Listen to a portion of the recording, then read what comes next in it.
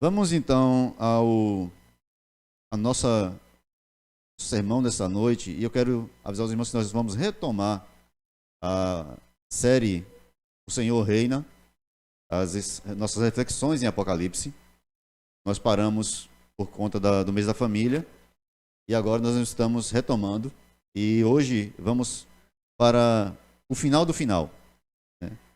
Vamos para o fim do livro de Apocalipse, capítulo de número 21, versos de número 1 ao 8. Nos diz assim a palavra do Senhor: Vi novo céu e nova terra, pois o primeiro céu e a primeira terra passaram, e o mar já não existe. Vi também a cidade santa, a nova Jerusalém, que descia do céu, da parte de Deus, ataviada como noiva adornada para o seu esposo. Então ouvi grande voz vinda do trono, dizendo: Eis o tabernáculo de Deus com os homens. Deus habitará com eles. Eles serão povo de Deus, e Deus mesmo estará com eles. Ele lhes enxugará dos olhos toda lágrima, e a morte já não existirá. Já não haverá luto, nem pranto, nem dor, porque as primeiras coisas passaram. E aquele que está sentado no trono disse: Eis que faço novas todas as coisas. Sentou: Escreve, porque estas palavras são fiéis e verdadeiras. Disse-me ainda: Tudo está feito. Eu sou o Alfa e o Ômega, o princípio e o fim. Eu, a quem tem sede, digo: darei de graça da fonte da água da vida. O vencedor herdará estas coisas, e eu lhe serei Deus, e ele me será filho.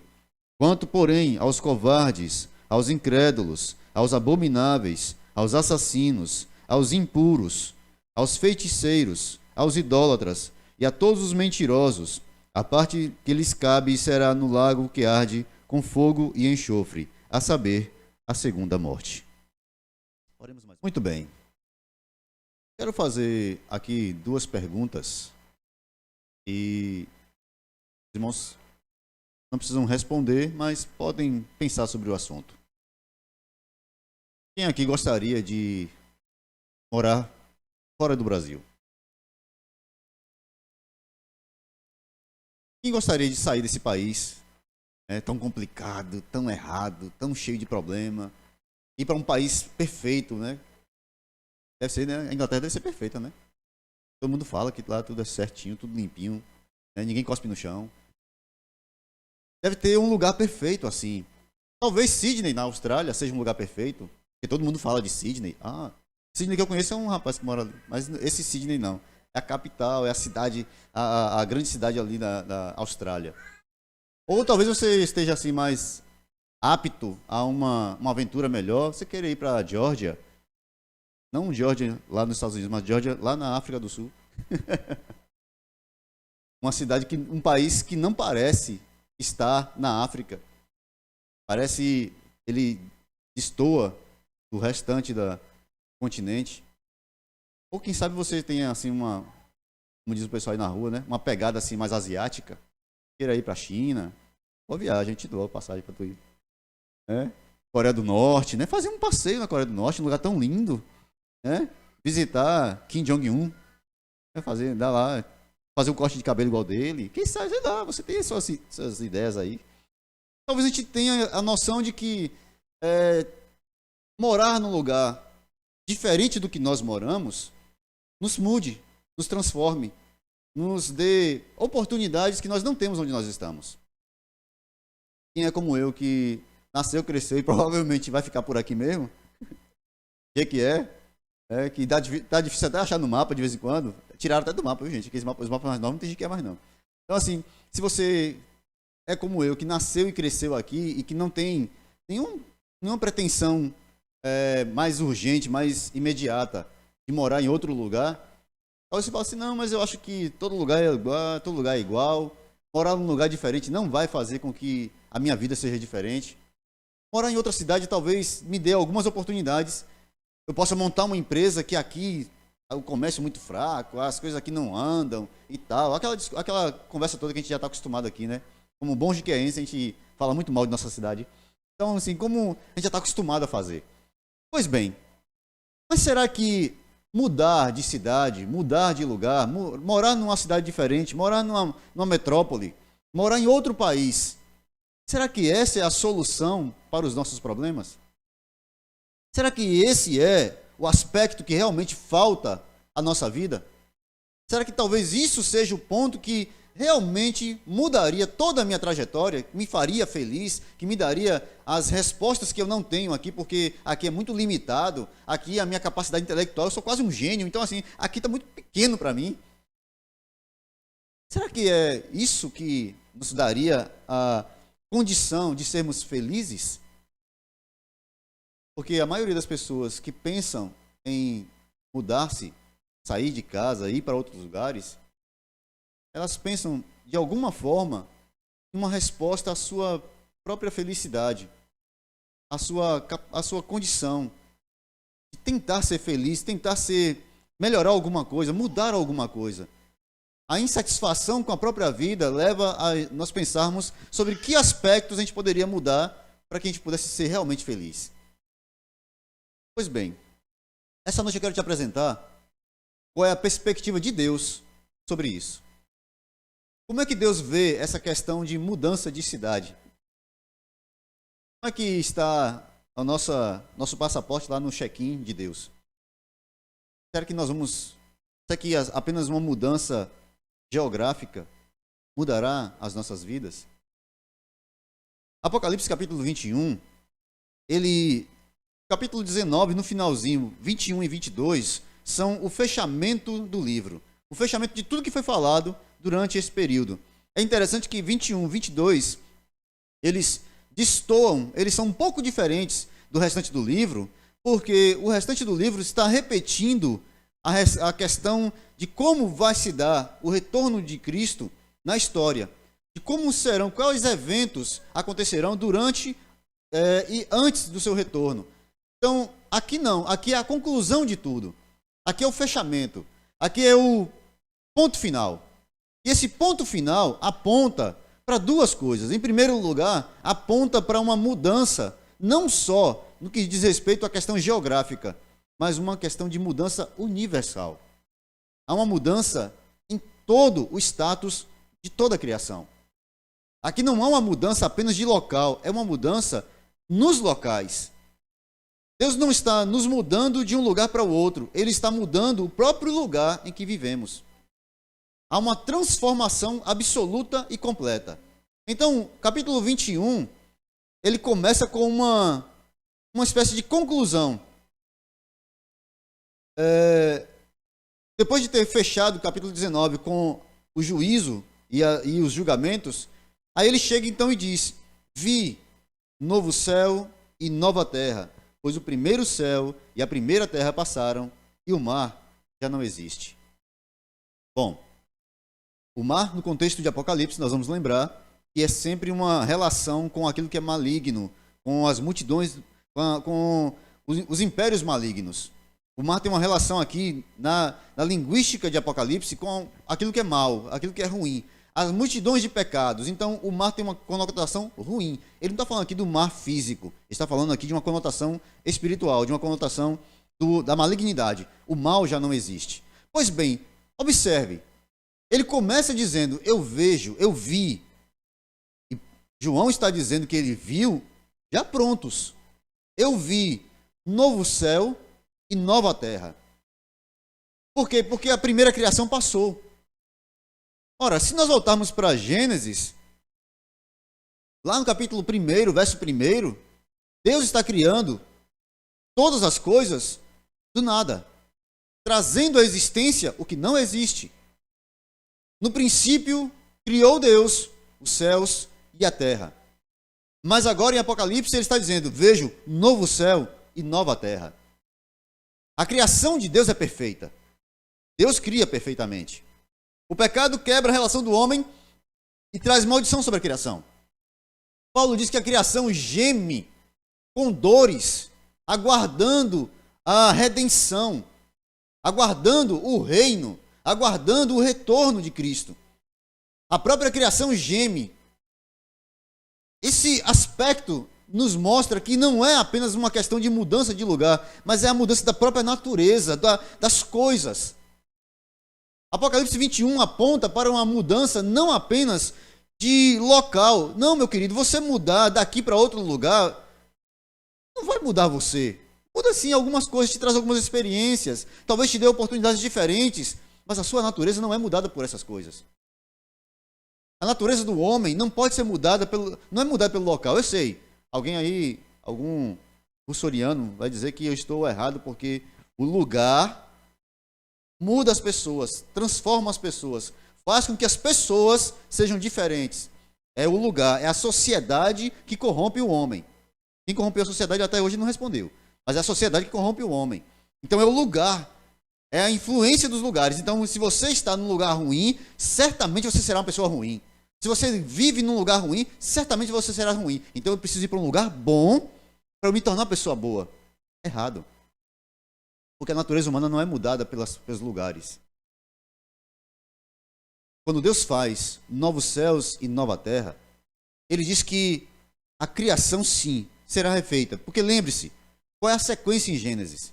Primeiro são criadas todas as coisas. Céus, terra, luminares, separação das águas, seres vivos, cada um na sua categoria, tudo é colocado, organizado. Deus faz um jardim, cria um lugar perfeito. Por último, Ele cria o homem e coloca o homem nesse lugar. Na recriação, Ele está fazendo basicamente a mesma coisa, com uma diferença. O homem já foi criado, só que agora Ele faz novos céus e nova terra para um novo homem, para uma nova criatura. Ele não vai colocar os mesmos homens, as mesmas pessoas, as mesmas velhas naturezas nesse novo lugar. Novo céu, nova terra. Apocalipse capítulo 4, verso 11. Nós vamos ver toda a criação cantando e glorificando ao Deus que cria todas as coisas. Digno és, Senhor, Deus nosso, de receber glória e honra e poder, porque tu criaste todas as coisas e por tua vontade existiram e foram criadas, ou vieram a existir. Salmo 102, verso 25, canta da mesma forma. Desde a antiguidade fundaste a terra, e os céus são obras das tuas mãos. Salmo 8, verso 3, o salmista canta também. Quando contemplo os céus, obra dos teus dedos, a lua e as estrelas que tu criaste. Toda a criação é obra de Deus. Tudo que nós vemos e que não vemos, todas as coisas visíveis e invisíveis vieram à existência por causa da voz do Senhor. O Senhor disse, haja e ouve. A voz de Deus trouxe todas as coisas à existência. A ordem do Senhor colocou ordem no mundo. A ordem do Senhor ordenou o universo. Se existem leis da natureza, se existem leis da física, se existem leis da termodinâmica, da química, essas leis estão lá porque houve um legislador. E esse legislador é perfeito. Ele ordenou as coisas, ele organizou as coisas e ele estabelece como essas coisas devem funcionar. O salmista canta que o Senhor Deus colocou limite às águas do mar e elas até hoje obedecem. Se você já teve a curiosidade de passear lá pelo Google Earth e ver o globo terrestre, não sei se você já percebeu, mas há uma espécie de abóbada formada pelas águas que dá a impressão... Sabe quando você coloca uma gota de água em cima da mesa? Estou dizendo aqui que é terra plana não, tá? Estou logo avisando. Não sou terraplanista, tá bom? Estou logo avisando. Mas sabe quando você coloca uma gota de água sobre uma mesa plana e você olha de cá, você vê a gota lá, você vê aquela abóbada, né? Você vê aquela curvatura da água, você vê a gotinha ali em cima. Quando você olha para o planeta, quando você tem uma imagem da Terra, você vê claramente essa abóbada formada nas águas. E algum tempo atrás, alguns físicos que estavam lá falando sobre o descongelamento das geleiras, sobre o aquecimento global e tudo mais, eles estavam dizendo, se esse aquecimento continuar, há água suficiente nas geleiras para cobrir a Terra 2 vezes. Cobrir e recobrir, fazer com que as águas cubram os montes mais altos. Segundo dilúvio seria? Mais ou menos isso, né? Pois bem, essa forma, esse poder, essa força tão grande das águas estão ali, seguras, freadas, travadas. Elas não passam. O mar, por mais bravio que seja, ele tem um limite, ele volta para o lugar dele.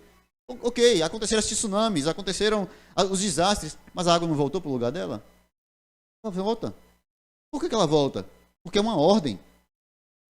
Deus tirou a terra de dentro das águas. Ele trouxe a terra seca à existência. E ele manteve um limite para essas águas. E essas águas não passam, não avançam, não vão. Há uma ordem. E é essa ordem de Deus, no princípio, que vai permanecer até o fim. Só que agora com uma diferença. Novo céu e nova terra não só é uma ordem de criação. É uma ordem de recriação, de purificação, de santificação. Se aquilo que ele criou no princípio foi contaminado pelo pecado, aquilo que ele cria de novo, novo céu e nova terra, não há qualquer toque de pecado. Não há maldade, não há mal. As águas não vão lhe obedecer apenas para que não ultrapassem e matem os homens, mas elas vão obedecer para que essa nova terra seja absolutamente perfeita, porque não há mal que a contamine. Deus cria um novo céu, uma nova terra.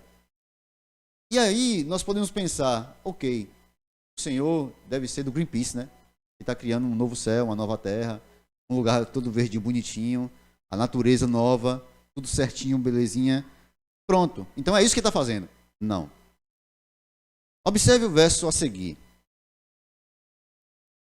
Verso 2. Vi também a cidade santa, a nova Jerusalém, que descia do céu, da parte de Deus, ataviada como noiva adornada para o seu esposo. Deus não está criando só um novo céu e uma nova terra. Ele faz também uma nova cidade. Por quê? Porque o propósito final é comunhão com os homens. Deus não está criando um mundo, irmãos, para os animais. Ele está criando um mundo para aqueles que são feitos à sua imagem e semelhança. Deus está recriando o mundo, fazendo uma nova céu e nova terra, para colocar novos homens, limpos, remidos, purificados, santificados, numa nova natureza, que nasceram de novo, que receberam Cristo, que foram purificados dos seus pecados e que agora são habitação de Deus. Que Deus habita neles e eles habitam com o Senhor. Esse novo céu e nova terra tem uma nova cidade, tem um lugar. A cidade, irmãos, é um lugar onde as pessoas estão, onde elas vivem. Pecado no homem. Esse pecado no homem, essa natureza pecadora que destrói tudo ao seu redor. Vamos lembrar do que Deus falou com Adão. Porque você desobedeceu, maldita é a terra por tua causa. A maldição que vem sobre o mundo, a maldição que vem sobre toda a criação, é por causa do pecado. É o pecado que tem que ser exterminado. É o pecado que tem que ser aniquilado. É essa natureza pecadora que tem que ser arrancada. E ela só pode ser arrancada mediante o sangue de Cristo, mediante a morte de Cristo. Deus faz uma nova cidade, um novo lugar, uma nova Jerusalém. Uma cidade onde ele terá comunhão com seus cidadãos. Uma cidade onde os cidadãos não são só cidadãos dos céus, são filhos. Observe o texto, verso 3. Então ouvi grande voz vinda do trono, dizendo: Eis o tabernáculo de Deus com os homens. Deus habitará com eles. Eles serão povo de Deus, e Deus mesmo estará com eles. Ele lhes enxugará dos olhos toda lágrima, e a morte já não existirá. Já não haverá luto, nem pranto, nem dor, porque as primeiras coisas passaram. O Senhor Jesus, não nesse contexto, mas ele afirma que todas as coisas passarão quando ele diz: passarão os céus e a terra. O que você está vendo agora, passará. O apóstolo Pedro diz que os céus e a terra que agora estão diante de nós, estão entesourados, guardados como um tesouro para o fogo. Serão purificados, serão limpos, serão refeitos. Tudo que nós olhamos aqui e vemos é um Deus que está refazendo as coisas, mas para quê? Para habitar conosco. A grande notícia e a maior notícia do Evangelho, a grande notícia do Evangelho é que o Deus a quem nós ofendemos nos perdoa. E diante do perdão dele, ele nos libera, ele nos santifica, ele nos traz para perto para viver com ele. Se lá no Éden a solução foi expulsar Adão e Eva de sua presença, na consumação, Deus traz para sua presença aqueles que, à semelhança de Adão, pecaram, mas à semelhança de Cristo foram justificados. Você entende o que é isso, irmãos? Você entende que Deus está fazendo? Nós passamos aqui esses 19 capítulos, e eu sei que muita gente teve uns pesadelos aí durante a noite, sonharam com um dragão, com uma besta de 10 chifres. Eu espero em Deus que você não tenha feito xixi na cama com medo do dragão, não tenha perdido o sono durante a noite por causa do dragão. Nós passamos esses dias pensando, olhando as tragédias, as dores, os selos abertos, as trombetas tocadas, as taças derramadas, ira sobre ira sobre ira. E talvez alguém que olhe Apocalipse de longe, como disse Paulo Júnior, tenha a impressão de que Apocalipse é um livro de terror. É um livro amedrontador, é um livro que assusta, é um livro que não pode ser lido para crianças antes de dormir, porque senão as bichinhas não vão dormir de jeito nenhum. Só que Apocalipse não foi escrito para nos assustar, ele foi escrito para nos consolar. Mas a mesma palavra que nos consola, assusta o pecador, aquele que não se arrepende, aquele que não se dobra, aquele que não olha para os seus pecados com medo, com dor, com vergonha. Aquele que se abraça em seu pecado e diz, eu não sou tão pecador assim. Esse homem, com certeza, essa pessoa, com certeza, está olhando para esse livro e tendo terrores. Mas por quê? Porque ainda não compreendeu a grande mensagem de Apocalipse. Deus está falando ao seu povo que Ele é aquele que purifica, santifica, cria um novo céu, uma nova terra, uma nova cidade, traz a presença dele, ou monta a sua tenda no meio do seu povo. Voltando para o livro de Êxodo, nós vamos lembrar que em Êxodo Deus dá uma ordem a Moisés, e Moisés então constrói uma tenda, que é chamada de tabernáculo. É uma barraca grande, mas é uma barraca. E nessa barraca, nesse tabernáculo, ali era a primeira representação. Esse tabernáculo deveria ser montado no meio do acampamento. O povo de Israel acampava ao redor do tabernáculo em ordem. Cada tribo tinha o seu lugar para estacionar, para montar o seu acampamento. Cada um deles, estrategicamente, eram colocados à frente do tabernáculo, após o tabernáculo ou nas laterais do tabernáculo. Mais próximo, ali do lado do tabernáculo, quem acampavam era a tribo de Levi, porque eram aqueles que cuidavam do tabernáculo. Mas todos eles estavam ali e o tabernáculo estava no meio. E o que era o tabernáculo? Era o lugar onde a nuvem descia. Era o lugar onde a coluna de fogo descia. Era o lugar onde a presença de Deus descia no meio do povo.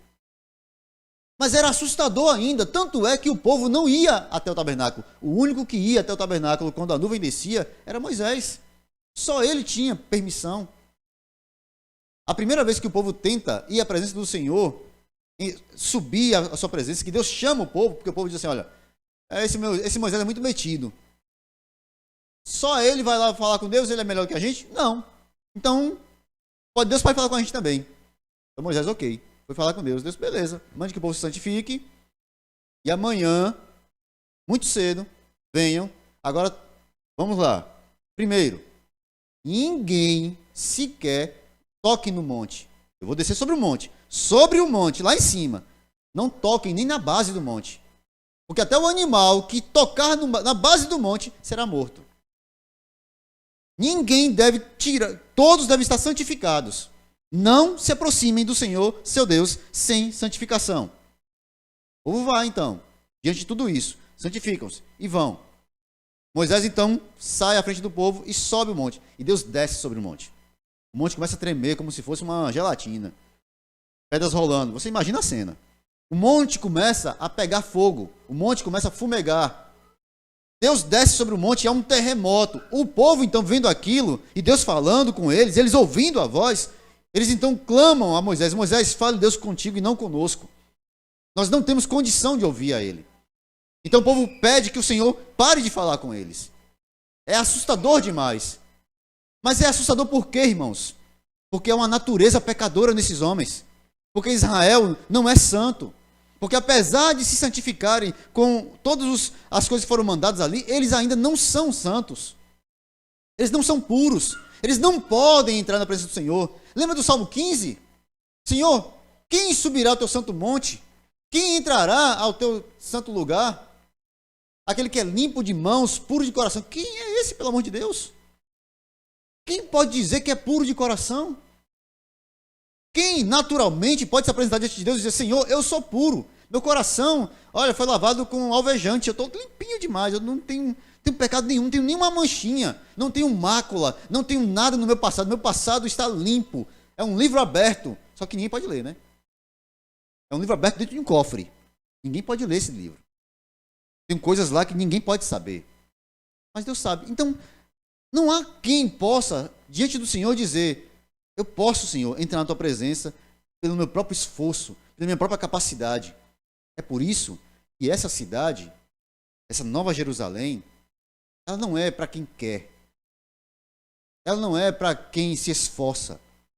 Ela não é para quem vai lutar e brigar e conseguir ser mais forte e ser mais... Eu oro mais do que você, eu jejuo mais do que você, eu estou fazendo as coisas melhores, eu estou fazendo mais, eu ganhei 50 almas esse mês. Não. A entrada a essa cidade só tem uma porta, um caminho, uma forma. Jesus disse aos seus discípulos: eu sou o caminho, a verdade, a vida. Ninguém irá ao Pai se não passar por mim. Essa é a porta, entre por ela. Esse é o caminho, passe por ele. Não haverá outro caminho. Há caminhos diferentes? Sim, mas os outros caminhos conduzem à morte. Só há um caminho para a vida. Só há um caminho. Essa cidade só tem uma forma de entrar. Embora mais tarde, semana que vem, nós vamos falar sobre essa cidade, que ela tem 12 portas, que ela tem... os portais dela são excelentes, mas isso não significa que ela tem todas as entradas e que todo mundo pode entrar por todos os lugares. Só há uma forma de entrar nessa cidade. E é interessante que o texto de Apocalipse deixa claro que aqueles que entram nessa sociedade, uma sociedade perfeita, uma sociedade santa, uma nova sociedade, que não é feita por mãos humanas, que não foi construída por uma filosofia perfeita, que não foi construída baseada numa ideologia. Essa nova sociedade perfeita e santa, construída pelo próprio Deus. Ela é regida por Ele. E ela é perfeita porque Ele está no meio dela. E aqui, irmãos, há uma promessa maravilhosa. Mas eu não quero que você pense que esse é o grande motivo de nós crermos no Senhor Jesus Cristo. Ali não haverá mais pranto, Deus enxugará dos seus olhos toda lágrima, não haverá mais morte, nem pranto, nem lamento, nem dor, porque as primeiras coisas passaram. Por que essas primeiras coisas passaram? Porque não há mais natureza pecadora, não há mais pecado, não há mais Satanás para perturbar o nosso juízo, não há mais um tentador, não há mais uma natureza quebrada, caída. Lembre-se de Tessalonicenses capítulo 4, versos 16 a seguir. Os que estiverem vivos serão transformados, receberão um novo corpo, serão transformados numa nova criatura. Os mortos ressuscitarão incorruptíveis. Nós seremos transformados e então juntos nos encontraremos com o Senhor. Não é o mesmo homem, não é a mesma natureza. Não é o mesmo ser caído, imperfeito. É uma nova criatura. E essa nova criatura está lá e agora não há mais dor, não há mais pranto, não há mais lamento. Por quê? Porque a dor, o pranto, o lamento, a morte entraram por causa do pecado, irmãos. Porque as relações são ruins, porque o pecado está nas relações. Porque a sociedade é ruim, porque há pecado no meio da sociedade. Por que nós não temos pessoas boas governando? Porque não existem pessoas boas. Nós precisamos compreender que a natureza humana é o problema do homem. O problema não está fora, está dentro. A solução não está dentro, está fora. Cristo. Cristo sara, Cristo refaz, Cristo mata o velho homem e traz um novo homem à existência. Cristo. Quem está em Cristo, nova criatura é. As coisas velhas passam, tudo se faz novo. Observe, mais uma vez, a nossa regeneração, o nosso batismo em Cristo é um batismo que nos leva a uma nova vida, uma nova natureza, um novo ser, um novo homem. Não mais um velho homem, não mais a velha criatura, não mais aquele ser que ama as coisas do passado, mas um homem que luta contra as coisas do seu passado. Uma nova criatura, um novo homem. Agora eu acho interessante a maneira como o texto segue, verso 5. O que estava sentado sobre o trono disse: Eis que faço novas todas as coisas. Mais uma vez, a soberania de Deus em ação. Quem cria um novo céu? Quem cria a nova terra? Quem está regendo a história? Quem está julgando os ímpios? Quem está limpando a criação? Quem está recriando? Quem está trazendo à existência uma nova sociedade? Quem? Aquele que está assentado sobre o trono. E se você não sabe quem é que está assentado sobre o trono, você volta em Apocalipse capítulo 4. Deus glorioso que é retratado ali de uma forma tão majestosa, tão bela, tão perfeita, que infelizmente eu não sou capaz, se João não for, imagina eu, de retratar isso. Passar a grandeza da beleza do que João está vendo no capítulo 4. O que está sentado sobre o trono, de cuja presença fugiram céus e terra. Ele tem como se fosse um arco-íris que brilha ao seu redor. Há um mar de vidro à sua frente, que brilha como fogo, que arde como fogo. Ele é tão belo que aqueles que estão ao seu redor não olham para ele. Os anciãos, os santos que estão nos céus, os anjos, quando falam com ele, se prostram e lançam suas coroas aos seus pés. Quem é esse que cria novas coisas? O Deus Todo-Poderoso, o Senhor de todas as coisas, o Criador do universo, aquele que chama as estrelas pelos seus nomes e elas vêm. Aquele que traz à existência coisas que nós não conseguimos sequer imaginar. Aquele que controla toda a existência, que não permite que sequer uma folha caia de uma árvore sem a sua autorização sincera, severa, direta. Talvez você diga assim, ora, Deus não controla tudo, Deus controla algumas coisas. Não, Ele controla tudo. Tudo. Absolutamente tudo. Tudo está no seu absoluto controle. Não há coisa alguma que aconteça sem que Ele autorize, mande, faça. O livro de Apocalipse, irmãos, nós vimos aqui várias vezes o anticristo, a besta, falso profeta, agindo. E sob a autoridade de quem? O diabo? Não, de Deus. É Deus mandando que ele vá. É Deus mandando, autorizando. É Deus que manda o anjo soltar Satanás da prisão eterna. É Deus que manda os anjos derramarem as taças da ira. É Deus que manda que a besta se levante, que faça. É Ele que autoriza. É Ele que permite, que dá autoridade, que faz, não, vá, faça, engane as nações. É Deus que faz com que o cálice da ira dele aumente mais e mais por causa da impiedade dos homens. Ele está no controle de todas as coisas. Nada foge ao seu absoluto poder. Nada está longe dos seus olhos. Nada está fora do alcance de suas mãos. Isaías diz, Deus não está cego, não está surdo, para que não possa ouvir. Nem as suas mãos estão encolhidas, mirradas, estão fechadas para que não possa alcançar. A mão do Senhor, como disse o salmista no Salmo 51, para onde fugirei da tua presença? Para onde me irei da tua face? Se eu subo ao céu, tu aí estás. Se eu desço ao abismo, tu lá estás. Se eu tomar as asas da alva, se eu habitar no mais distante lugar, até ali a tua mão me guiará e a tua destra me susterá. Não há onde toda a existência está no controle, debaixo do controle absoluto de Deus. E é Ele que traz essa nova criação. E Ele diz: eu faço novas todas as coisas. Eu recrio.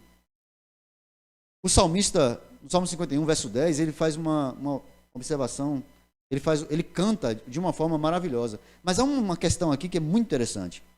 Quando Davi diz: cria em mim, ó Deus, um coração puro e renova em mim um espírito inabalável, a palavra que ele usa para criar é a mesma palavra que está em Gênesis. Existem duas palavras, irmãos, no Antigo Testamento, em hebraico, para criação. Nunca essa palavra que Davi usa aqui e que é usada em Gênesis, capítulo 1, verso 1, ela nunca, absolutamente nunca é usada com relação aos homens. Nunca. Há uma palavra, bará, que é a palavra original, ela é usada somente quando Deus age. Só Deus cria. Só Deus traz a existência. Só Deus também pode recriar. É por isso que Davi clama e diz: cria em mim, ó Deus, um coração puro. O que é que Davi está pedindo aqui? Ele está pedindo que Jesus prometeu a Nicodemos: é necessário que vocês nasçam de novo. Sim, então Davi está pedindo: Senhor, me faz nascer de novo. Me traz uma nova natureza, me faz uma nova criatura. Uma nova criatura para entrar no novo céu, na nova terra. Porque somente novas criaturas podem entrar nesse novo céu e nessa nova terra. Velhas criaturas não entram, pecadores não entram. E observe que o próprio texto vai mostrar isso. Veja, o final do texto diz que os medrosos, os incrédulos, os abomináveis, os homicidas, os adúlteros, os feiticeiros, todos eles e todos os mentirosos, a sua parte será no fogo que arde eternamente, no lago de fogo e enxofre. A segunda morte. Observe que é uma nova criatura que entra no novo céus e na nova terra. É uma nova criatura que entra pelas portas da cidade santa. É uma nova criatura que recebe o selo de Cristo lá naquela hora em que vai começar a ser derramada a ira de Deus, antes das primeiras taças, antes dos primeiros selos serem abertos. Quando o selo é aberto, antes que o selo seja aberto, há uma ordem no céu que diz: calma, espere, até que sejam marcados os servos do Senhor. Os servos de Cristo têm uma marca. Estão marcados. Mas aqueles que não estão marcados, aqueles que não têm o selo do Senhor, então agora esses estão entregues ao domínio do falso profeta, do anticristo e da besta. Mas os marcados por Cristo, os que têm a marca de Cristo, não. Eles não receberão uma segunda marca. Eles não podem apagar a sua marca e receber uma outra. Eles pertencem a um selo de pertencimento. Mas para receber esse selo de pertencimento, somente aqueles que vão a Cristo. Somente aqueles chamados por Cristo. Somente aqueles que ouvem a voz do Senhor e atendem. Somente aqueles que, no meio da multidão, ouvem Jesus dizer: vinde a mim, todos que estão cansados, sobrecarregados, eu vos aliviarei. E vão a Ele não porque apenas querem passar um dia mais tranquilo, não porque querem apenas ter uma noite de sono tranquilo, não porque apenas querem se curar das dívidas, mas porque olhou para Ele e viu o Filho de Deus, o Verbo vivo, o Deus encarnado, o próprio amor em pessoa. O Senhor Jesus, em João capítulo 7, versos 37 ao 38, ele diz: ora, no último dia da festa, Jesus se pôs de pé e clamou dizendo: se alguém tem sede, venha a mim e beba. Quem crê em mim, assim como diz a Escritura, do seu interior correrão rios de água viva. O Senhor Jesus é a fonte da vida verdadeira. O Senhor Jesus é o único que pode dar vida de verdade. Eu sei que tem muita gente iludida com esse mundo. Eu espero em Cristo, irmãos. Eu oro sinceramente por vocês, por essa igreja, para que vocês não se iludam. Para que o Senhor guarde seus olhos, seus corações, suas mentes. Para que vocês não sejam levados com a multidão que caminha como se fossem ovelhas sem pastor. Para que vocês olhem para Cristo e não enxerguem nele oportunidade de conseguir o que querem, mas vocês amem a Ele de tal maneira que nada mais seja tão importante, tão maravilhoso, tão belo quanto Ele. Que as coisas do mundo percam completamente o brilho diante da glória dele para você. O livro de Apocalipse termina com dois momentos. Um apelo, chamado ao arrependimento. Mais uma vez, Deus chama pecadores ao arrependimento. E, segundo, a certeza absoluta da condenação eterna para os desobedientes.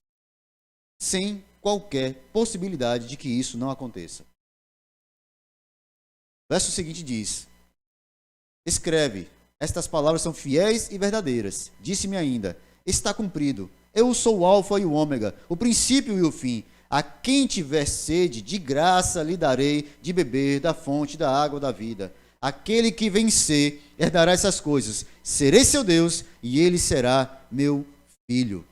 Cidadãos da terra prometida, cidadãos da Nova Jerusalém, não são só cidadãos, não são só pessoas que moram na cidade, são filhos, tratados como filhos. O governante dessa cidade nos trata como filhos, nos chama de filhos por causa de seu filho Jesus Cristo, irmãos. Você só é tratado como filho por causa dele. E é essa a promessa de que aquele que se achega a ele terá sua sede saciada, terá sua fome eliminada, terá sua alegria restaurada nele, em Cristo. Eu encerro nessa noite trazendo aos irmãos aquilo que está em Apocalipse 22, versos 14 e 15, como uma advertência, mas também como uma observação. Bem-aventurado aqueles que lavam as suas vestes no sangue do Cordeiro, para que tenham direito à árvore da vida e possam entrar na cidade pelas portas. Ficarão de fora os cães, os feiticeiros, os adúlteros, os homicidas, os idólatras e todo o que ama e pratica a mentira. Todas as vezes que há uma promessa, é um chamado para arrependimento e para vir a Cristo, para estar com Ele, há uma promessa de um novo céu, de uma nova terra, de uma vida transformada, mas também há uma certeza de condenação para aqueles que não se arrependem. Há um duplo chamado aqui. Então eu quero encerrar aqui lembrando duas coisas. Primeiro, a lista de pecados aqui, a lista de pecados que são colocadas, tanto nesse texto como no próprio livro agora, 22, 14 e 15, nós vemos assim: cães, feiticeiros, adúlteros, homicidas, idólatras, os mentirosos. No verso 8, abomináveis, incrédulos, homicidas, adúlteros, feiticeiros, idólatras, mentirosos. Os pecados arrolados aqui, irmãos, estão elencados ou estão pormenorizados, vamos colocar assim, explicados no livro de Levítico, capítulos 18 e 19. Você quer saber o que são os abomináveis que está aí? Vai lá para Levítico 18. E eu digo uma coisa para os irmãos: não vai nessa onda de que a lei acabou, que agora é graça, que agora eu vivo como eu quero, porque agora é graça, que agora Deus é de nós aqui. Deus está, né? Deus veio para a galera. E aí no meio da galera ele fala igual a gente, ele vive igual a gente, ele está ligado que a gente aqui é desse jeito mesmo, a pegada é essa aqui, ele está na mesma caminhada que a gente. Não.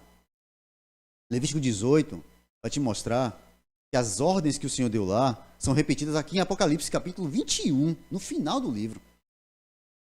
Os condenados em Levítico 18 são condenados de novo em Apocalipse 21 e 22. Aqueles que Deus odeia, ouça, eu estou falando de ódio. Deus odeia, Deus é amor, mas dele também odeia.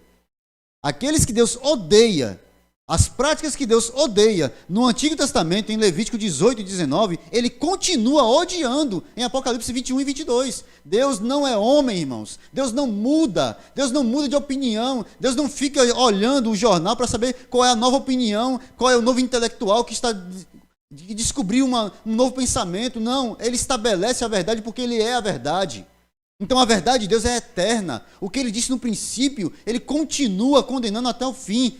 O que ele oferece de graça no princípio, lá no Jardim do Éden, ele oferece de graça também no fim de todas as coisas. É o mesmo Deus gracioso e justo. Justiça e graça de Deus andam de mãos dadas. Ele não se esfarela como a gente, irmãos. Essa sociedade que nós estamos vivendo é uma sociedade fragmentada, de pessoas fragmentadas, que dizem uma coisa e vivem outra. Que sabem, eu estou dizendo, isso aqui é um púlpito de acrílico. Aí vem um cara e diz, não, isso aqui é madeira. Porque ele pensa que ele é madeira. Porque ele disse que ele é madeira. Porque agora isso aqui é madeira. Porque a nova regra, a nova ortografia está dizendo que isso aqui é madeira. Então você tem que chamar isso aqui de madeira. Aí tu olha para o negócio e fala, gente, mas... é acrílico não, gente? Não, é madeira. Porque agora a nova regra diz que isso aqui é madeira.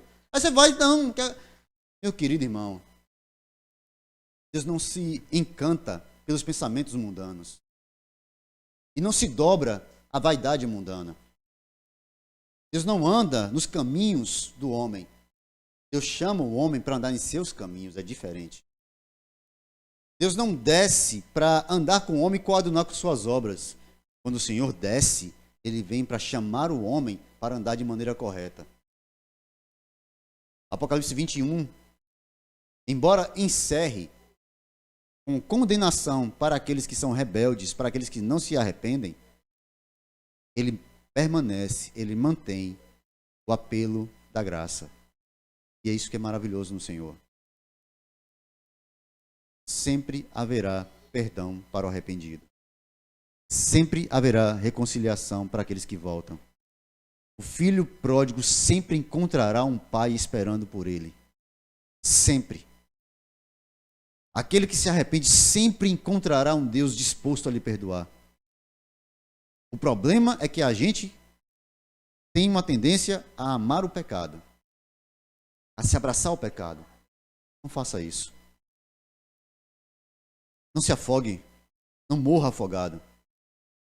Olhe para aquele que nos chama para o arrependimento e nos oferece não um guia de como aprender a nadar quando a gente está morrendo afogado, mas nos lança a própria mão e nos arranca desse lamaçal no qual nós estávamos morrendo. Ouça a voz do Senhor. Deus é o mesmo que condena pecadores incrédulos que não se arrependem e ama profundamente aqueles que se achegam a Ele. A nova cidade que de Deus desce do céu, adereçada como uma noiva, ataviada para o seu noivo, o novo céu e a nova terra estão preparados para uma nova criatura. Quem está em Cristo, irmãos, nova criatura é. Assim como os céus e a terra passaram, a velha natureza passou. Assim como um novo céu e uma nova terra estão preparados para aqueles que creem no Senhor, uma nova natureza habita naqueles que creem em Cristo. E assim, novo homem, nova criatura, habitando em um novo lugar. Volto à pergunta do princípio. Você acha que mudasse de país, de cidade, de planeta, a gente querendo ir para Marte, né? Você acha que essa mudança vai fazer com que você mude a sua natureza? Vai fazer com que mude a sua perspectiva? Vai fazer com que as coisas se tornem melhores? Não. Fará com que tudo se torne perfeito. Não perfeito no sentido material, que isso nunca acontecerá. Você nunca me ouvirá aqui pregar a teologia da prosperidade. Nunca. Se um dia eu fizer isso, você pode me expulsar desse púlpito. Pelo amor de Deus. No dia que eu chegar aqui oferecendo toalhinha ungida por R$20, você me expulsa dessa igreja aqui na base da porrada, viu? Pode pegar aqui uns pés de pau aqui e me expulsar daqui dentro. Você nunca vai ver fazer isso. Por quê? Porque prosperidade, irmãos, é conhecer a Cristo. Novo céu, nova terra, para uma nova criatura. Isso é prosperidade. Isso é uma vida santa. E é isso que o Senhor nos promete. Que Deus em Cristo nos abençoe. Que o Espírito Santo do Senhor nos fortaleça e nos console com essas palavras.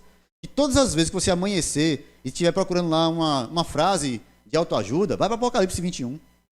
Não tem frase melhor do que a esperança de que Cristo um dia fará novas todas as coisas. Amém? Deus te abençoe, fortaleça e conceda-nos graça cada vez mais.